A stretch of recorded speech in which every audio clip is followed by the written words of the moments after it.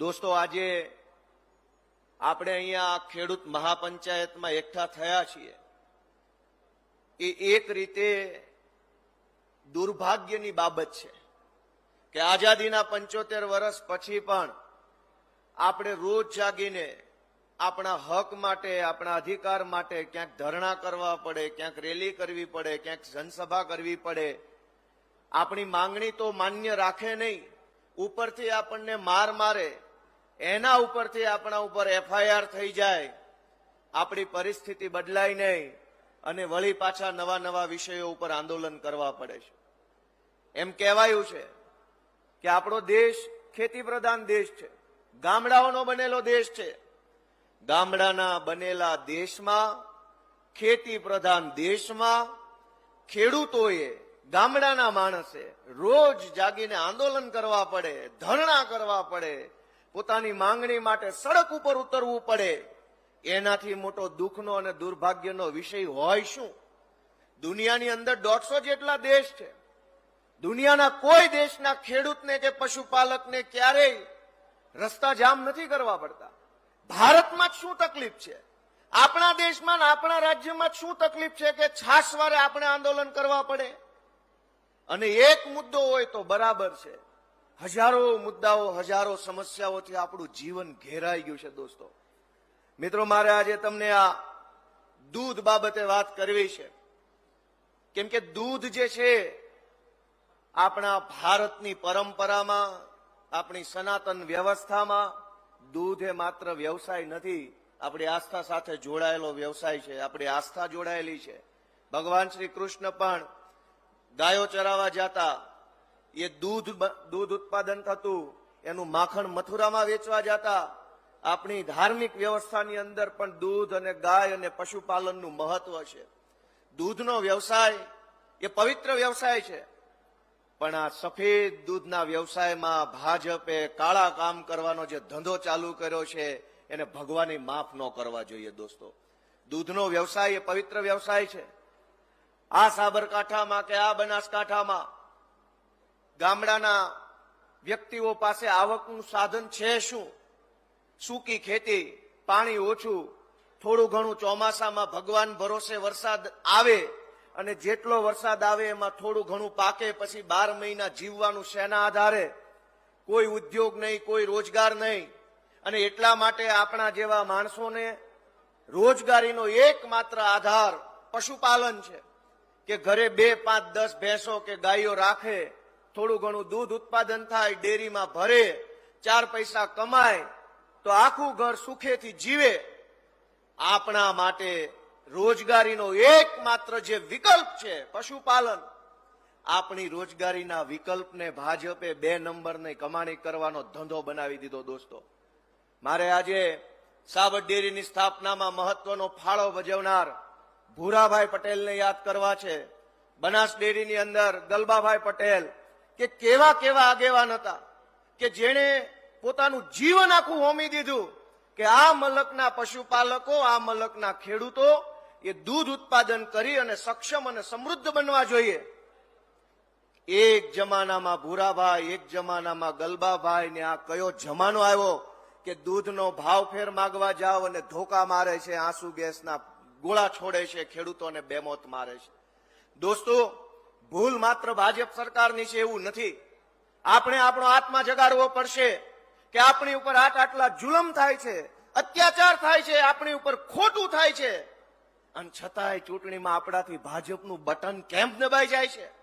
હજારો લોકો 5 વર્ષ સુધી ફરિયાદો કરે છે. ખેડૂત હોય, યુવાન હોય, મહિલા હોય, વંચિત વર્ગના માણસ હોય, શહેરોના હોય, ગામડાના હોય, હજારો પ્રશ્નો 5 વર્ષ સુધી પૂછે. મત આપવા જાય ત્યારે ઈવીએમમાં જોવે કે આપણી જ્ઞાતિનો કયો છે. જેની અટક આપણી જ્ઞાતિ હારે મેચ થતી હોય ને એનું બટન દબાવીને પાછા આવી આવીએ છીએ. આ ઇટાલિયા છે તો કઈ જ્ઞાતિનો હશે? આપણો હોય તો જ બટન દબાવું.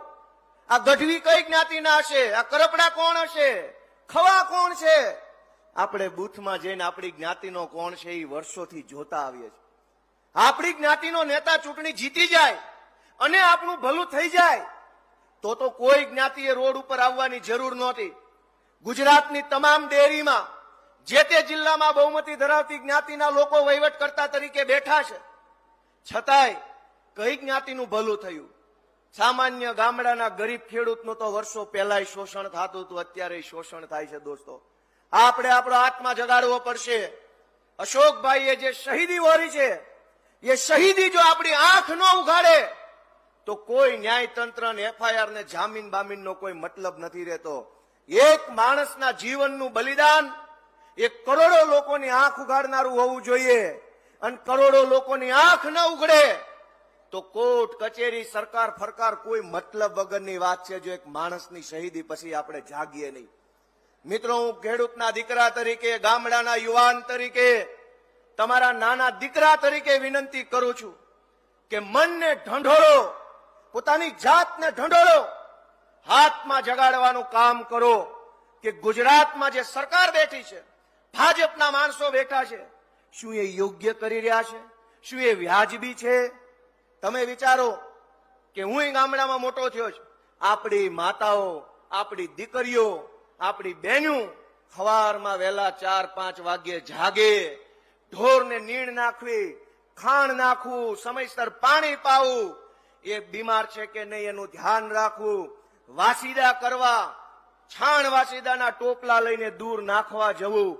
આટલી આપણી બહેનો દીકરીઓ મહેનત કરે, આટલી મજૂરી કરે, 2-5-10 લીટર દૂધનું ઉત્પાદન બહેનો કરે, એને બરણીમાં ભરીને આપવા જાય. એના પ્રત્યે કોઈને સંવેદનશીલતા નથી કે આપણી બહેનો કેટલી મહેનત મજૂરી કરીને દૂધ ઉત્પાદન કરે છે. બધાયને ગરીબ માણસે ઉત્પાદન કરેલા દૂધમાંથી કમાઈ લેવું છે, બધાયને કરોડપતિ થઈ જવું છે. તમે વિચાર કરો કે આખા ગુજરાતના જેટલા જિલ્લા દૂધ ઉત્પાદક સંઘ છે, એ બનાસ હોય કે સાબર હોય કે સર્વોત્તમ હોય કે સાવજ હોય કે મધુર હોય, આખા ગુજરાતના દૂધ સંઘ આખરે તો અમૂલમાં દૂધ આપે છે, આ ફેડરેશનમાં દૂધ આપે છે. વિચાર કરજો દોસ્તો કે ફેડરેશન દ્વારા ગુજરાતના તમામ જિલ્લા સંઘોને એક સરખો ફેટનો ભાવ ચૂકવવામાં આવે છે. કેમ કે ફેડરેશન એક જિલ્લાને વધારે, એક જિલ્લાને ઓછો નહીં આપી શકે. ફેડરેશનનો ભાવ સમાન હોય છે, પણ જિલ્લા સંઘમાં ક્યાંક ફેટનો ભાવ 8 રૂપિયા, ક્યાંક 9 રૂપિયા, ક્યાંક 7 રૂપિયા. તમે વિચારો કે કરોડો રૂપિયા ભાજપના માણસો ખાઈ જાય છે, અને એ પૈસા ક્યાં વપરાય છે? હું આજે આ મંચ ઉપરથી ખુલ્લેઆમ જાહેરમાં કહું છું કે આપણી બહેનોએ વહેલા જાગીને સવારના 4 વાગ્યાથી રાતના 10 વાગ્યા સુધી પશુઓ પાછળ જે મહેનત કરે અને જે દૂધ ઉત્પાદન કરે, અને કરોડો લીટર દૂધ સંઘમાં અને સંઘના માધ્યમથી ફેડરેશનમાં જાય છે, એ દૂધના પૈસામાંથી CR પાટીલે આખા ગુજરાતના કમલમ કાર્યાલયોની જમીન ખરીદી અને એની ઉપર કમલમ બાંધવાના ધંધા કર્યા છે. ગુજરાતના લગભગ જિલ્લાઓમાં CR પાટીલે સહકારી આગેવાનોને દાબ દબાણ કરી, ધાક ધમકી કરી, મોટા મોટા હોદ્દાઓ અપાવવાની લાલચ આપી, સહકારના પૈસાથી જમીનો લીધી, સહકારના પૈસાથી કમલમ બન્યા. એ કમલમમાં એસી લાગ્યું, અને એ એસી ઓફિસમાં બેઠેલા ભાજપના સાહેબો હવે પોલીસને આદેશ કરે છે કે જાઓ ધોકા મારો આ ભાઈઓને. દોસ્તો, આપણા દૂધના પૈસે બનેલા કમલમમાં બેઠેલો માણસ આપણા વિરુદ્ધમાં વર્તન કરે છે. ફેડરેશન દ્વારા તમામ જિલ્લા સંઘોને સરખો ભાવ ચૂકવવામાં આવે, છતાંય નીચે ખેડૂતને એનો લાભ નથી મળતો. દોસ્તો, સહકાર એટલે શું? જે દિવસે ત્રિભુવનદાસ પટેલ, વર્ગીસ કુરિયન આવા આગેવાનોએ ગુજરાતની અંદર સહકાર ક્ષેત્રની સ્થાપના કરી, ત્યારે એનું પહેલું સૂત્ર યાદ કરો, નહીં નફો નહીં નુકસાન, એવી રીતે ચાલતી વ્યવસ્થા એટલે સહકાર વ્યવસ્થા. મારી વાત સાચી છે કે ખોટી? નહીં નફો નહીં નુકસાન, એનું નામ સહકાર. આજ શું થયું છે? ખેડૂતને નહીં નફો અને ભાજપને નહીં નુકસાન, ભાજપને કાયમ નફો અને ખેડૂતને કાયમ નુકસાન, એનું નામ સહકાર કરી નાખ્યું છે. દોસ્તો, જેના ઘરમાં એક બકરી ન હોય એ માણસ બેંકોના સંઘના ડિરેક્ટરો બનીને ફરે છે. સંઘનો ચેરમેન આંગણે એક બકરી ન હોય, એક ગાય ન હોય, એક ગધેડી ન બાંધી હોય, એવા માણસો ડિરેક્ટરો બની અને ખેડૂતોના દૂધનો વહીવટ કરી રહ્યા છે. દોસ્તો, આપણે આપણો આત્મા જગાડવાનો છે. એ લોકો ખોટા છે તો એમને સત્તામાં લાવે છે કોણ? એ લોકો ચોર છે તો એને સત્તામાં કોણ લાવે છે? મિત્રો, મારે તમને વિનંતી કરવી છે,